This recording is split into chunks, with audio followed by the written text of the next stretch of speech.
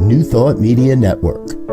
We are a global broadcast network of positive music, media, and entertainment, inspiring humanity's evolution along the journey of enlightenment and creating a world of love, peace, empowerment, and prosperity for all. New Thought Media Network. Positively inspiring. On behalf of everyone at New Thought Media Network, thank you for being a member of our virtual family. Your financial contributions help share the New Thought message with people from around the world. Please visit and contribute at www.ntmedia.org/donate. New Thought Media Network. Come be you. And please like, share, and subscribe.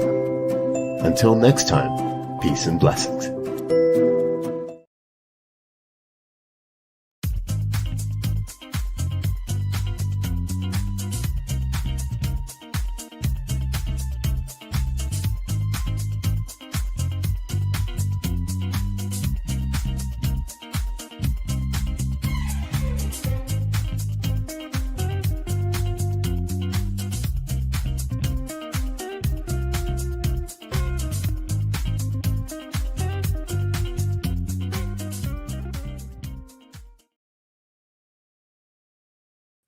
Hey everybody, Tracy Brown here. Welcome to the Inclusive Church every Tuesday at noon Mountain Time. Almost at a different time zone time. I'm so glad that you have joined me today. Yeah, we're going to talk about some quotes today. Some quotes that are really reinforcing this concept that I often refer to, that diversity is a divine idea. Right? Diversity is not a mistake. Diversity is the intentional creation of the Creator, giving of itself into, into different forms, different shades, different colors, different heights, different weights, different ways to express. And if it is a divine idea, then our responsibility is to use that diversity, see that diversity in a positive way, use it in a way that supports our individual and collective goals and priorities. And that's what we're going to dive into today. A lot of what I hope happens is inspiration more than information. And I'm going to share with you a series of quotes and talk about those quotes. And maybe one of them will be one that you particularly enjoy and decide to share with others. Hey, Anita, so glad you joined me today. And that is always the reminder for me to say to anyone else who is watching live that I love it when you post a friendly hello in the chat or in the comment section, just like I love it when you post a question or a comment in the chat or the comments as well. So 2 things that I always try to remember to say during the first 5 minutes of the show is, one, in case it's your first time watching live or the recording of Inclusive Church, that using church is very deliberate so that we remember that the church is not a building. It is not walls or a building. The church is the congregation. The church is made up of people who have come together to explore religion, spirituality, and how to apply it in their individual lives. And the second reminder is all about the word leader. When I am using leader, I am not limiting the definition of a leader to a minister. And so when we talk about leaders in our churches, We might be talking about the volunteer who, you can depend on coming in once a month and refurbishing your displays and your decorations and things like that in a way to serve the community. We might be talking about your music director who is helping to create the music that results in the environment being and feeling inclusive. We might be talking about someone who is volunteering on your board of directors or someone who is leading a ministry team. We are not just talking about ministers. So, with that, let's dive into the quote that I want to begin with. As I said, today I'm going to share a series of quotes with you that are all about reinforcing the concept that diversity is a divine idea. And these are all quotes that I will share that you can use to have conversations or to dive into conversations in your spiritual community, or they are quotes that you might use and share with your leaders, or maybe you just keep them all for yourself to keep yourself motivated. All of these quotes are from the additional quotations section in the book Stained Glass Spirit. So if you have the book, then you can find these quotes, on pages 101, 102, 103, 104. Those are the additional quotes related to diversity as a divine idea. And I'm starting with this one because it's what convinced me or inspired me to dive into this topic today. This quote is from Rabbi Harold Kushner, and it reads like this: God is like a mirror. The mirror never changes, but everybody who looks at it sees something different. Repeating. God is like a mirror. The mirror never changes, but everybody who looks at it sees something different.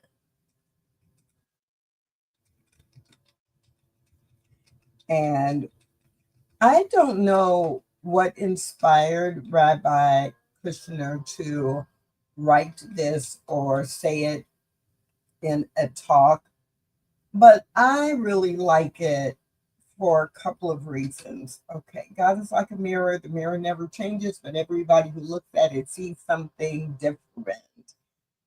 I am typing it as well so that you have a visual reference.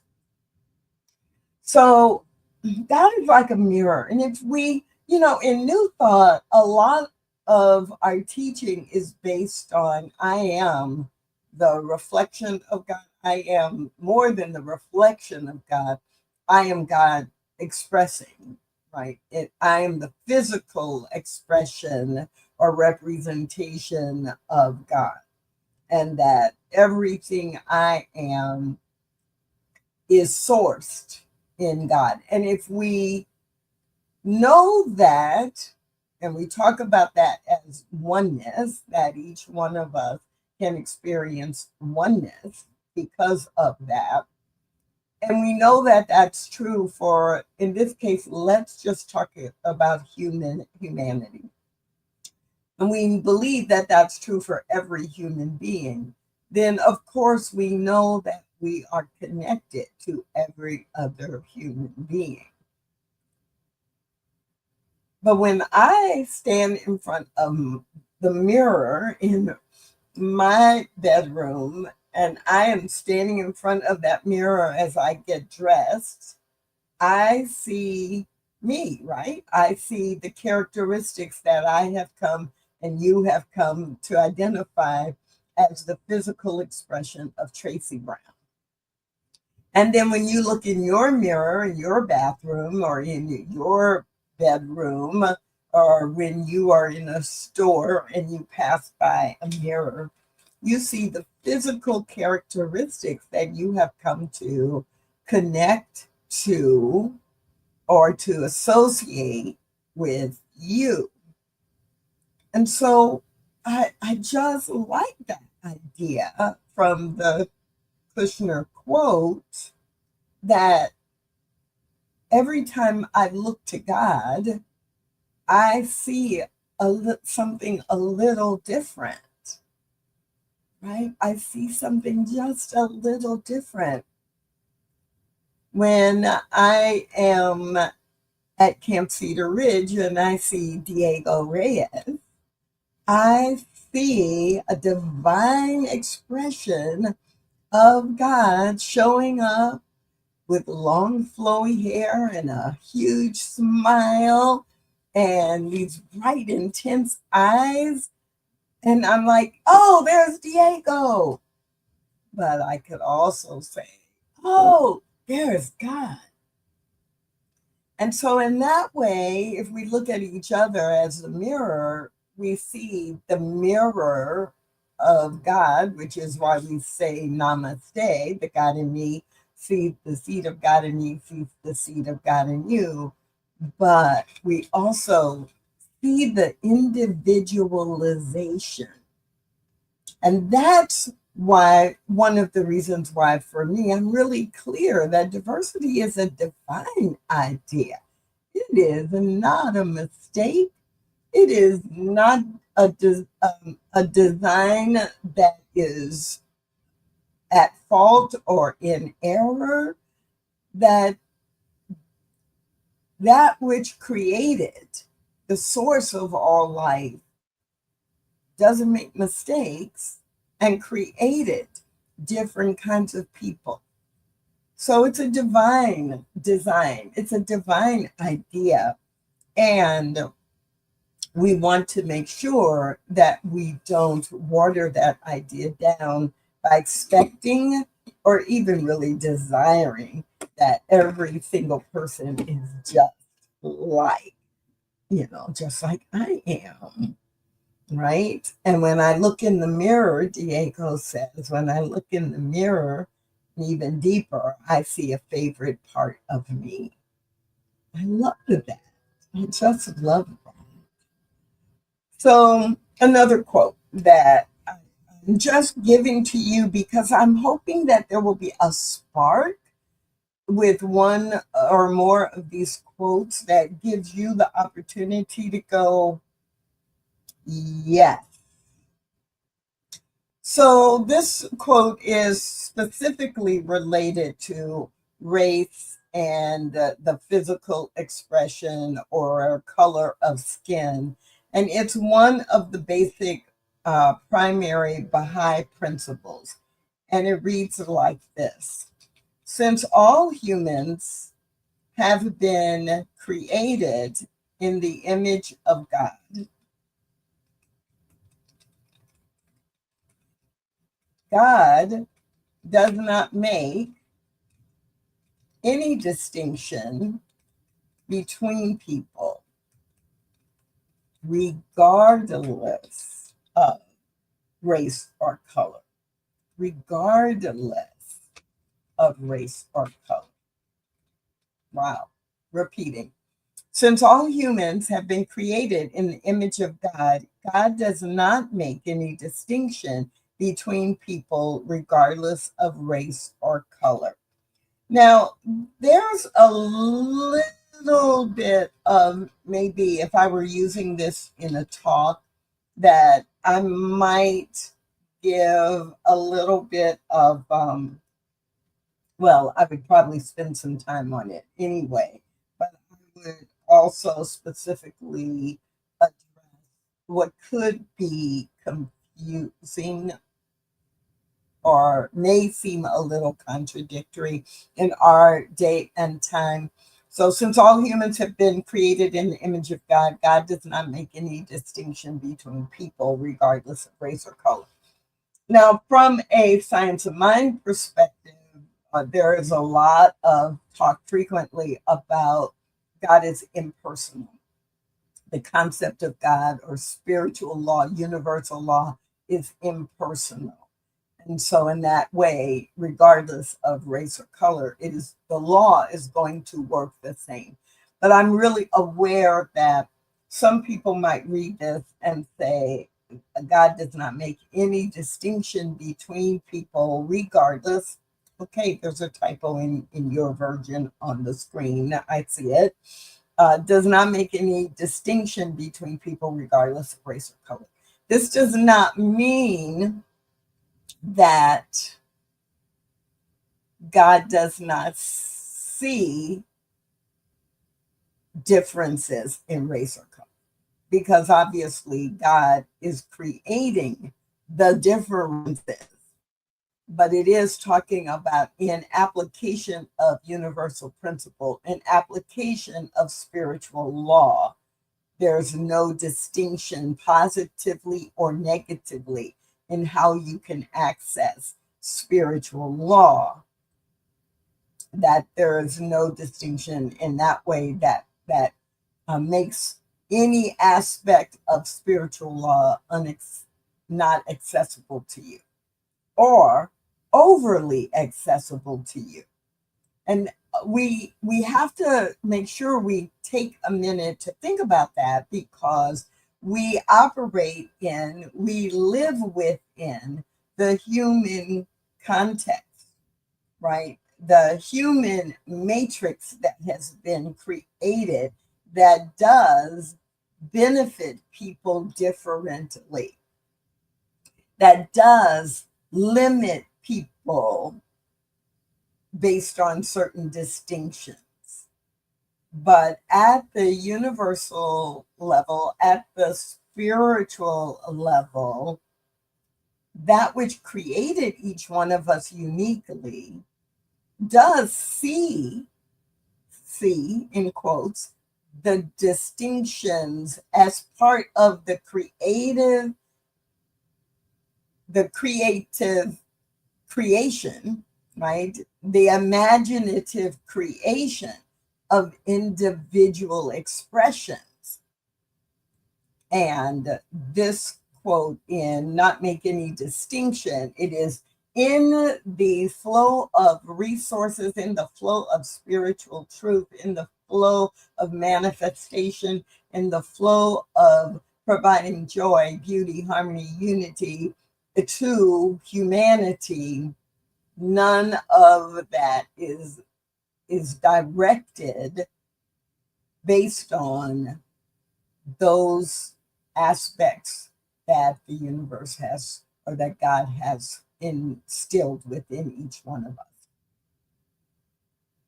us. Another quote. Let's look at I don't like that one. We'll look at these two, because on the New Thought Media Network, we have folks from both of these systems of belief. From Unity Principles, Unity teaches that each person is a unique expression of God created with sacred work. Unity teaches that each person is a unique, I'm not going to try to type this and read it at the same time. That is not a really good strategy. So I'm going to type it and then read it a second time. And this time I am even going to proofread it before I press send. Unity, and it's a good thing I did. That would have been a typo. Unity teaches that each person is a unique expression of God created with sacred work. And when we, again, think about that in the context of this idea that God is a mirror, and each one who looks in the mirror sees something unique or different. And we, again, in the context of all have been created in the image of God. So all of it is holy. All of it is correct. And then this third quote from Unity Principles, that unity teaches each person, each and every person, the people you know, the people you don't know, you as a person, each person is a unique expression of God, created with sacred work. And in New Thought, if you've been in New Thought for a while, you probably just kind of take that for granted. Yes, everyone is offering value. Everyone has worth. We're born, right? Born with sacred value. But if you haven't been in unity or science of mind, or if you haven't been studying divine science or metaphysics, if you have not been in New Thought for a long time, that might actually be a little bit of a foreign idea, because many of our faith and belief systems teach us, or teach the people that follow them, that their original source, their original nature is to be a sinner.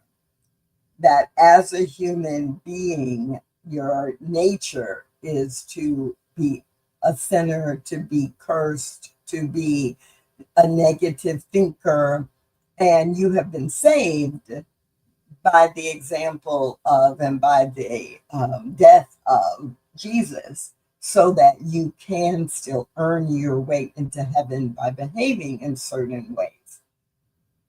But unity teaches that no, each person is a unique expression, created with sacred work, created from the very beginning. In Science of Mind, we often say born as an original blessing, right? And so that's at the core of who each person is, which again links with this divine design idea, because why would God, if it is creating something from itself, from the wholeness of itself, from the purity of itself, from the unlimited love that is itself, and the impetus behind creating life and more life, it doesn't even have the capacity to create something that is sin, something that is a mistake, something that is bad, something that is evil. If it is creating life from itself, that's not even a possibility. So when we remember that in the context of creating an inclusive church, and we are trying to educate people in our communities about why we are doing this and how it is in alignment with the spiritual principles that we teach, then we begin to teach from these basic denominational or basic spiritual foundations, that this is what we are matching our behavior to. And one of the things Ernest Holmes said, and there are dozens and dozens of Ernest Holmes quotes that I go to that reinforce this message of the importance of inclusion and the natural foundation for loving all people, is this one: the manifest universe is the body of God. The physical universe is the body of God, and all people are incarnations of the one, right? The manifest universe is the body of God. I mean, just think about that for a minute, right? The manifest universe, the physical universe, that which is has manifested into physical form, that all of that is the body of God. Right? God is invisible, God is infinite. We can't see God, except we see the physical universe in total as the body, the physical expression of God. And all people then are incarnations of this one spirit. If we know this, and if we believe this, and if we behave in accordance with knowing and believing it, it's really difficult to then have a mindset or behavioral patterns that block anything, block resources, block love, block respect from a random group of people, or a group that I select.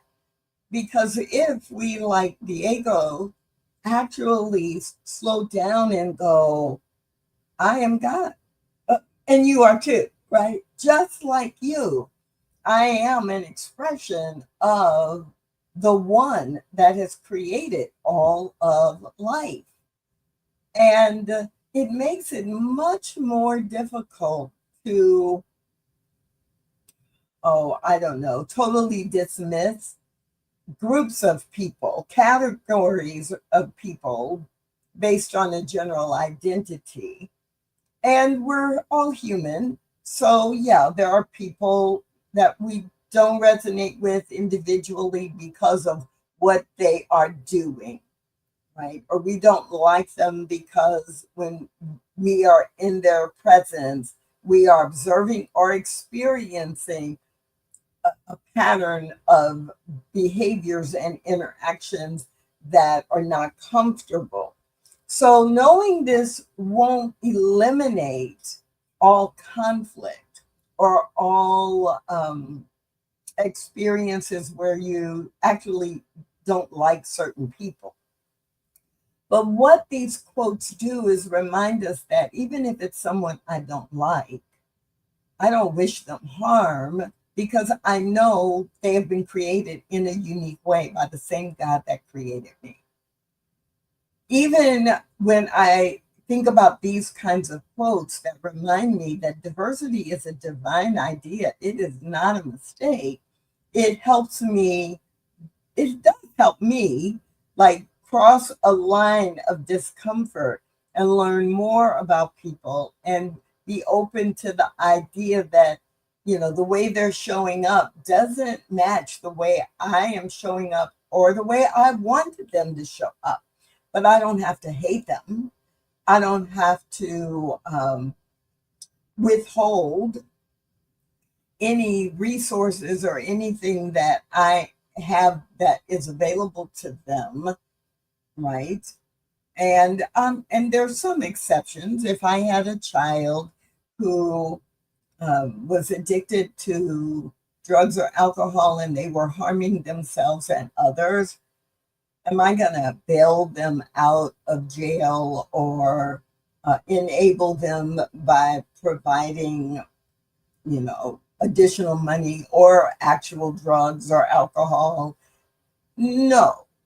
But in that case, it's not I'm withholding from you because I hate you or I hate anybody like you or any of that, right? You may make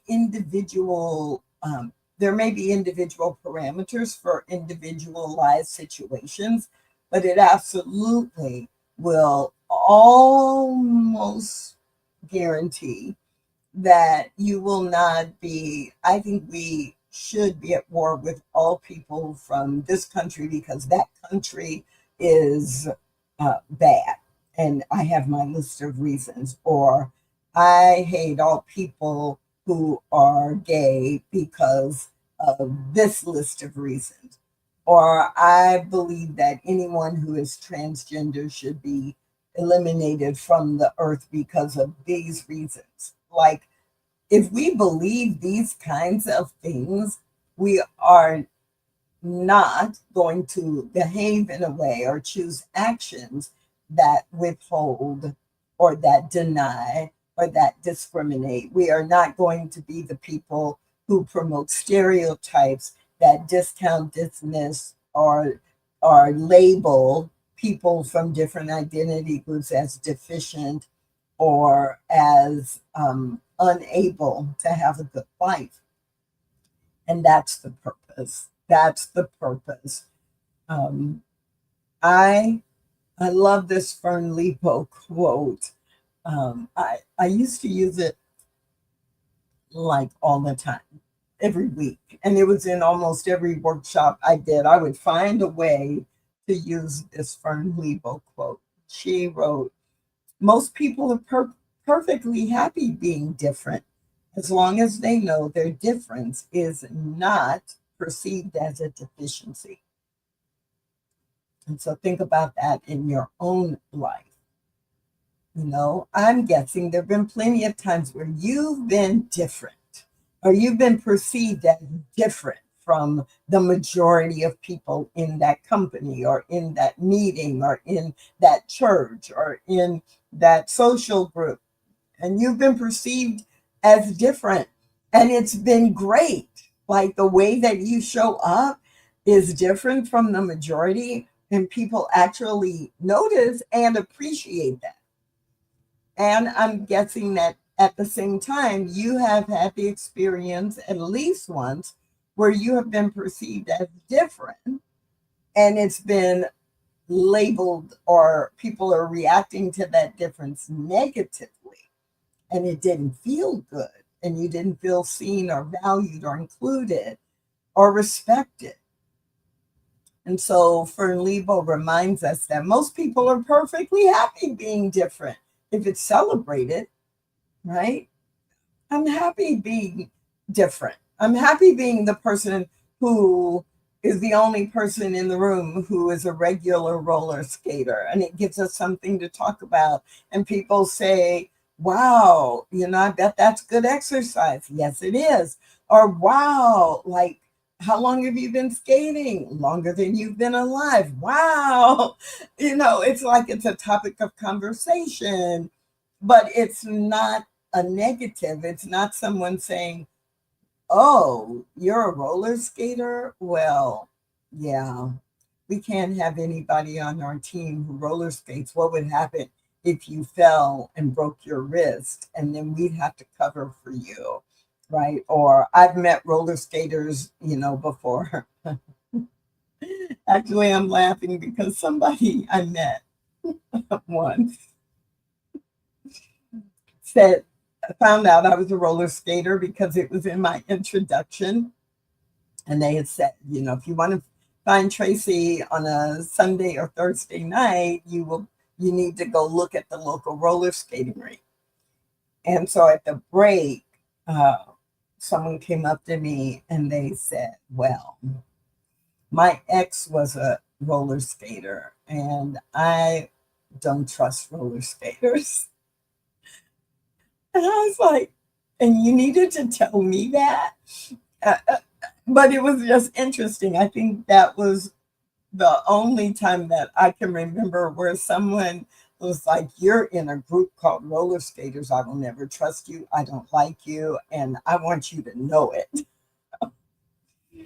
But all of the quotes today have been more about recognizing that each one of us is different. That is by divine design. And you too can be happy about being different. It's only when we label the differences as negative or though that's the reason someone is deficient that we get into trouble. So, in your church, in your spiritual community, and in your own life experience, what I want to encourage you to remember is that diversity is a divine idea. And when you look in the mirror and you see a unique representation of spirit, that I want you to remember that everyone you come into contact with on that day is just like you in that regard. They too are a unique representation of the creator of all of life.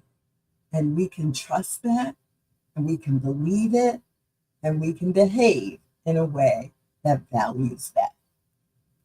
My name is Tracy Brown. I hope you'll come visit me over at stainedglassspirit.net or on Facebook at Stained Glass Spirit. And I will see you again next Tuesday at noon Mountain Time right here on the New Thought Media Network. Thanks for watching The Inclusive Church with Tracy Brown. Join us again next week at 12 noon Mountain Time.